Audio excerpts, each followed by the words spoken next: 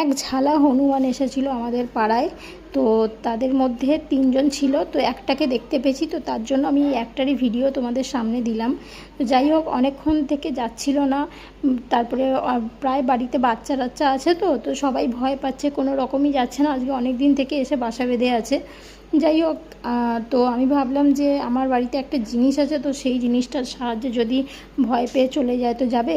তো আমার বাড়িতে কিন্তু একটা ডগি আছে, তো তাকেও ভয় পায়, তাই আমাদের ছাদে যায়নি, ছোটো কাকিমাদের ছাদে গিয়ে বসেছিল।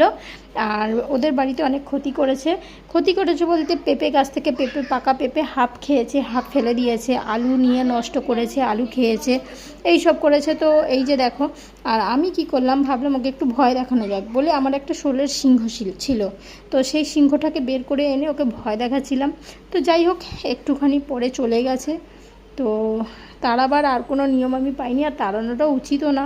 যে যার স্থানে আছে, যখন ইচ্ছা হবে মনে করবে চলে যাবে, পেছনে না লাগলেই হলো। তো যাই হোক, ভিডিওটা আমার এই পর্যন্ত। আমি আর ভিডিওটা বড় করলাম না, কারণ বড় করতে গেলে তো অনেকটা হয়ে যাবে। তো যাই হোক, ভিডিওটা তোমাদের কেমন লাগলো জানিও।